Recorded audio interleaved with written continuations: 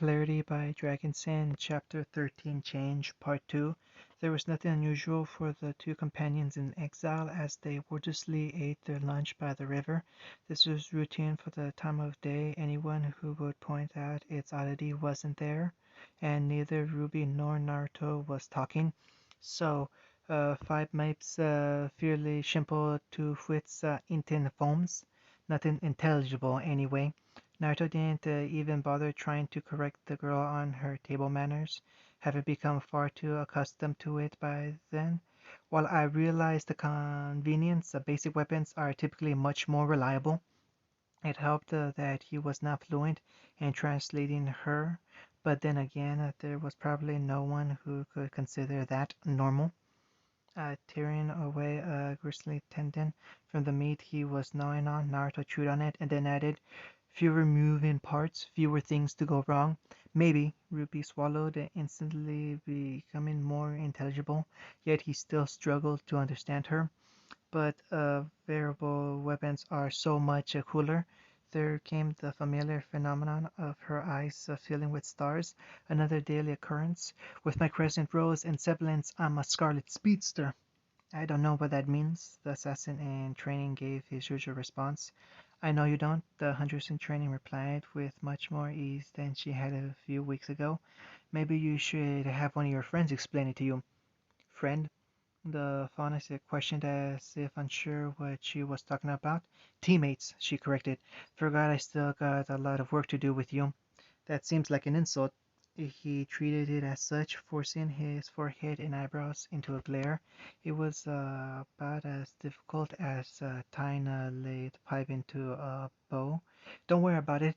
Ruby dismissed both her previous comment and his admittedly pathetic attempt to seem offhanded. So, do you think you'll try that thing with your teammates? What thing? So many new concepts had been thrown at him for days on end, each like a kunai that he had to either dodge or deflect, despite his training telling him otherwise. Some of these were starting to hit home, and missing one felt like failure. It hurt, you know. Ruby insisted, ignoring his discomfort. Calling your teammates by their names? I do, he said defensively. Their real names. Ah, that's what she was talking about. Again, with these rules within rules, like a blade within the shadow of the fists. I see, he answered slowly, not sure yet how this would affect him, and if there was indeed a hidden motive. I will think about it. That's fair. Baby steps, she reminded herself. So, what was I saying? Then, having to remind herself of the previous context, Ruri mumbled and took another bite. You were about to explain why bazookas are awesome. Was that sarcasm in his voice? Or was she just imagining it? Dang, socialization was hard. On the other hand, oh right, talking about weapons was easy. The twinkles in her eyes returned, and the rose was off once again. Well, if I'm being honest, I do need to work on my hand-to-hand combat, Ruby admitted, trying not to remember every time she'd been trounced by her sister. But this was hard, not only because it had been so frequent, but because she secretly worried it never happen again. I see. Feeling this little tidbit away for later, Naruto maintained his usual disinterest as the two of them trekked their way through the forest. Yeah, it'd be awesome if I could get better. This new desire distracted her. It was easier for Ruby to forget the prevailing feeling of futility in the current situation. She sighed wistfully before swelling with renewed vigor. I could be all like wah and waka. Her hands moved in rapid, random motions, pausing in between to showcase her in wannabe kung fu stances, her eyes once again shooting stars as she laid out her wish. None of those stances were real. Naruto brutally shot her down. Don't ruin my fun! The lone perspective of Ruby stuck out her tongue, making Naruto briefly feel like he was the one who didn't understand her intent. Fun was still an enigma to the teen, and in her effort to educate him, Ruby thought she might as well get something out of it as well. Well, since you know so much about martial arts, maybe you could. Ruby! Halting amid her step and her semblance, the girl glanced around in surprise. It took her a second's pause to perceive that she wasn't hallucinating. Another beat before she realized what had interrupted her and what it meant. But could it be? Did she dare hope? Ruby! There it was again, and this time there was no mistaking it. Yang. Yang was here, twitching towards the absent weapons. Naruto instinctively scanned the foliage as if expecting an attack before finally registering the distance of the yell. With the same of movement, though, something else caught his attention. A bird flying through the sky, its wing beats flicking a shadow into his eyes. The animal appeared to be completely white with the black outline haloed by the sun. Nothing unusual. Naruto knew better, however. My team is here. Imitating the earlier morning birds, Ruby squealed in excitement. She'd finally be able to see them again. So is mine, it seems, Naruto added without so much visible enthusiasm, but because it was his baseline attitude, but also because he saw what complication this development would bring with it. That's great. Obviously, Ruby cheered. Now we can get out of here and the girl gave pause to her excitement as reality set back in for her, not the stalled reality that they had forged over the past few weeks, not the mockery of a life she had created in the mountains with the emotionless boy a few feet in front of her, but the real reality of the world, which was much less forgiving. She looked up the slope at Naruto, who looked down at her, his expression unreadable as always, devoid of joy or relief, not even admitting the surprise that should have been there. Yet, for some reason, she now felt that there was something there, something she could relate to, something only she could relate to, a secret that would be kept sub rosa. He was disappointed with how this would end too, but kept all that to himself. We can't let them fight, Ruby asserted, breaking the silence after her sister's echo. Agreed. Naruto nodded, not happy but glad to be past this period of strange thoughts. It would be pointless. Not my reasoning, but close enough. Shrugging, she bobbed her hair, which hadn't seen a shampoo in way too long. In that time, she had become unfazed with his answer and even wondered if she would miss it. It sounds like Yang is that way. She pointed in the direction she thought her sister's voice came from. I don't know where my comrades are, Naruto admitted, but I can lead them away from yours. He consulted the sky again before a thought occurred. And they're that way, so you know. Huh? Turning around twice in confusion, Ruby ended up looking at him again. Your team, he sighed, pointing in the opposite way she'd been heading. The echo is throwing you off. Right. She rubbed her head in chagrin before becoming somber. Hopefully they haven't met each other yet, the silver-eyed girl muttered. So I guess I'll head that way. I'll head to the base of the mountain, the blonde supplied, revealing nothing else. It was better for her not to know. Head in the exact opposite direction of me then, to give us maximum time, she replied. Naruto nodded in agreement before swiftly turning on his heel to leave. Wait!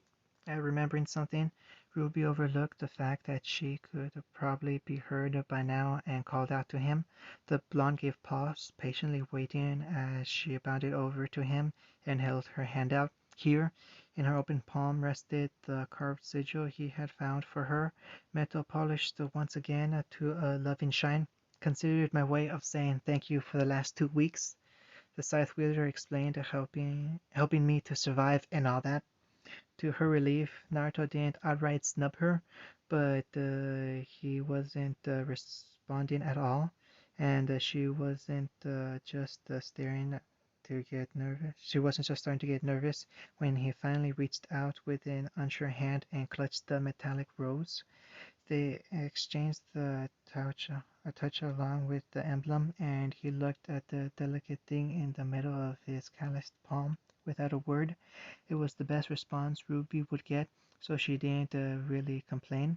Imagine her surprise when he took the mask off his hip and presented it to her.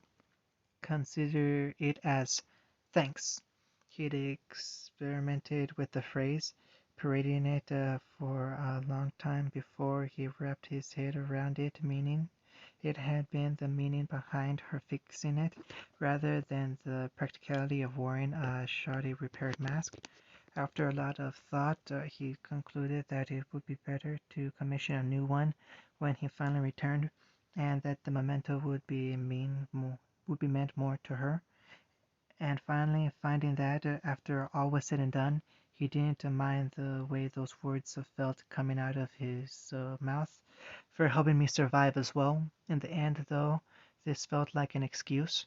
There were more words that went unspoken, some better left unsaid, other things lingered, which the one wanted to express and the other wanted to understand, but they didn't have the time.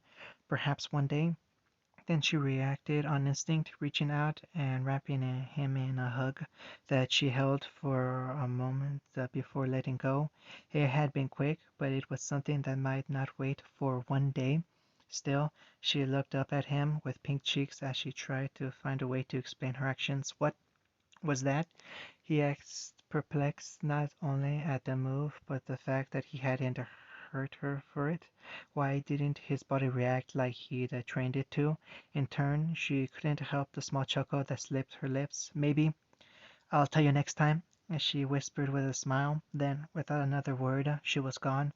Rose petals being the only proof she had been there, and even those began to dissolve away like a lucid dream. Naruto stayed there, only watching in the direction she ran off in, and not running away himself. A thought was born into his head, something he'd never considered in the entirety of his short life. Next time! Then he was gone, and the forest that had once been their home was silent once again. Clarity. Ruby! Once again, only her echo returned. Yang looked around. Along with Blake and Weiss and the Quadrant, they decided to search after splitting off from the main group. It had been a little over an hour now, and still there was no success in finding their team leader, despite the large amount of ground they and the other teams had already covered. We should probably check another area, Blake suggested. Maybe spread out some more, cover more ground. Speaking of covering ground, do you think she went to the base of the mountain? Weiss looked at the lost girl's sister after scanning the white-caped ridgeline with the pale hand poised over her eyes. I'm not getting much of a signal here in the valley myself, so it's either that or up. I couldn't tell you, Yang admitted, also squinting at the rate and looking for a sign of red. We've both gone camping about as much, and it was our dad who taught us both. It couldn't hurt to check, right? No one was particularly looking forward to the eventful trek up, but it beat their so far fruitless search, so Yang nodded in agreement. Yang! It was faint, but Yang could recognize that adorable squeak of a yell anywhere. It also seemed like she wasn't the only one, as Blake and Weiss both whipped around to face the sharp noise which could have made nails on a chalkboard sound beautiful.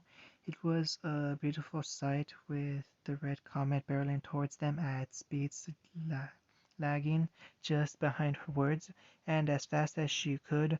The nearly bawling brawler was doing the same. Yang charged forward with the wind whipping away tears that never made it to the ground. Red and yellow collided in an embrace that was long overdue, and one they thought might be an eternity before it happened again. Yang didn't even bother trying to hold anything back as she held onto her sister for dear life. Hey, Yang! Ruby's normally beaming smile sparkled through the crystalline tears running down her face. Sorry to keep you. Whoa! Blurs of black and white slammed into the sisters, crowding their personal moment. But the extra bodies still, however, added to the idyllic scene with their imperfection. You dolt! With relief as much as rage, Weiss hissed through a mouth that was stretched, trying to decide whether to frown or smile. Do you have any idea how worried I've been? I'm so glad you're okay, Blake barely whispered, losing all her energy in the moment as she threw herself into the moment. And the moment was beautiful despite that what messiness came before and that which would eventually happen after. Almost eternity, but not quite. It had to come to an end because there was still something unresolved. Now, growling, Yang released herself from the embrace. Her eyes growled Amber read as compassion crossed the line into rage, and she turned her back to Ruby to gaze into the forest. Love took a back seat as she loaded a shot shell into Amber silica and looked for something to use it on. Where is he? Indeed, the Harris was quick to include her own scorn, gripping the hilt of her Murdermaster. The tip twitched and flipped like an animal's tail in anticipation. Blake herself remained silent to the burning anger within her eyes matched the others. Her hands did not need to be on the hilt of Gamble's shroud for one to see the deadly intent in her body. Him. They were going to go after him. I don't know. Intimidated by the sudden and admittedly unexpected turn, Ruby stumbled over the lie she'd hastily prepared. Haven't seen him since the day we landed here. That's fine. Switching gears again, the ivory-haired girl placated her captain. I'm sure it won't be too hard to track him down. And when I do, Yang sheathed, I'll make him regret ever come. No! Surprising them more than the ambush they'd been expecting, the team turned towards Ruby to see her seeming almost desperate. I just want to go home, the young leader whispered, wanting only to lead them all back to Beacon. Ruby didn't want to feign her fatigue that much. It had been an emotionally draining day. Please, gazes softening, the others could only guess what their missing member had been through. They knew one thing, though: the assassin could wait. Without further prompting, Yang turned her back on her vendetta and sidled up to her sister, hugging her with as much ferocity as she hunted the assassin. Yang was satisfied for the moment. Okay, sis, she whispered as if anything more might blow the fragile illusion away. Let's go home. Descending from the canopy, Naruto landed almost soundlessly in a crouch before observing his surroundings. Since leaving Ruby, he had kept to the trees, moving quickly yet carefully and making sure not to leave any tracks, including his own. He could ill afford suspicion, and it wouldn't do to give it all up in the endgame. He found himself in a small clearing, somewhere near the base of the mountain, where the fast-moving river relaxed into a meandering stream, and the bitter wind near the peak pettered off into what a spring breeze should be. There was a smattering of flowers around him, challenging the redoubling attitude with their blood-red color. It would serve his purpose. Like on the ship, he released the first drop on his arm. Instantly, the familiar feeling began to swell inside his blood, fire clawing at his veins. He gave a count to 10 before redoing it, sealing the sensation like a flooding bullhead on a sinking ship. That should be enough. Now all he had to do was wait. He didn't have to wait long. In less time than he allowed for his signal, 3 black blurs appeared in the clearing around him, but they stuck to the fringes, blended into the thick bark of evergreens, and hid their intents in the shades of branches. But he wasn't worried. He knew who they were. What he hadn't expected was the strange feeling that welled up in his chest at the sight of his teammates. Hungry, yet different from the ferocious energy which sought to devour him alone. Was this what Ruby was talking about? Was this? His thoughts were cut off along with most of his breathing as one of the figures blurred at him and wrapped their arms around his torso. I was so worried, the pink hair of Namekuji whispered as it smothered him. Naruto didn't return the affection, but neither did he balk at it, which was the first as far as his teammates was concerned. What she didn't know was that this was actually the second time he had experienced it today, and he was becoming used to it bit by bit. Are you alright, Taicho? Aro asked, as Protocol coincided with concern. We should move from maintaining his temporary command. Taka barked the order while holding himself back from joining in the celebration. We don't want to run into any unwanted company. Naruto cocked his head to the side at Taka's tone, as there was something in it which contracted his words. Many things, really, but he had only just started to understand those nuances and didn't detect anything past the animosity. I wouldn't mind that so much, the lone female member growled, not alone in her feelings of revenge and not bothering to conceal them either. I would not mind a little more time in the field as well, the partner added, an edge to his otherwise chipper voice. There are so many things to draw before they disappear. Despite his worries, his team was acting strange. Actually, Naruto found himself more troubled by their conduct than the thought of the court-martial that likely awaited him back at base. He struggled to make their actions and words with a motive, but the more he got hung up on their irrational behavior, the more his mind returned to the experience of the woods. Ruby. They wanted to attack Ruby. Are these are these prolectivics act part of the mission? Naruto asked, shoving aside all questions in his mind as he challenged his comrades. They turned to him with the same sharp attention as if he had never left. They are not. After a moment of hesitation, the swordsman of the team answered.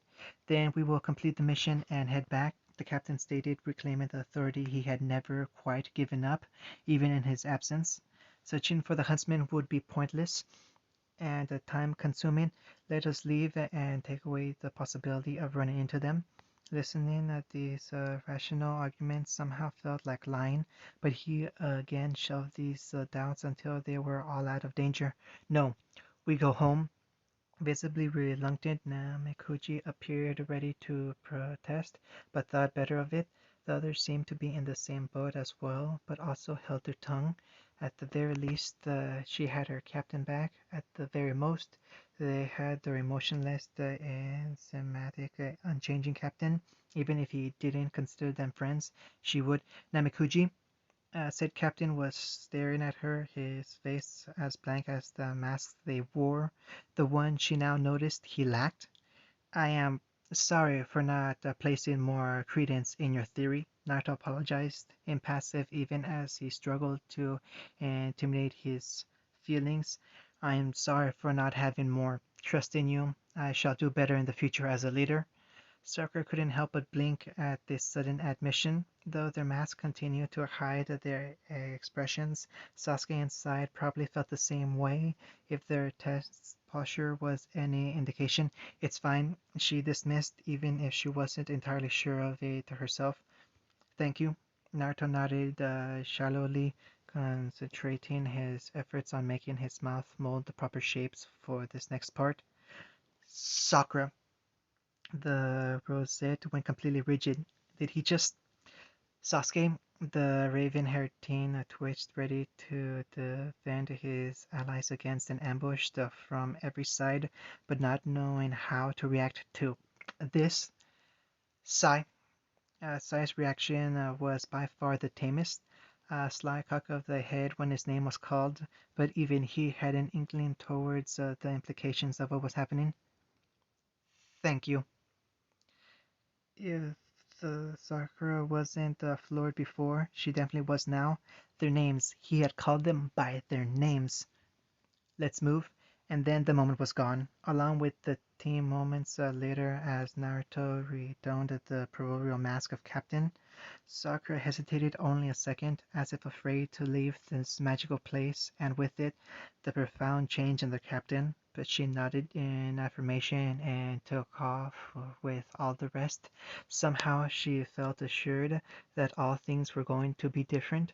The mask had been removed, even if only for a moment, and in that moment she was finally grateful for her own, because she didn't want her friends to see her tearful smile. End of chapter 13.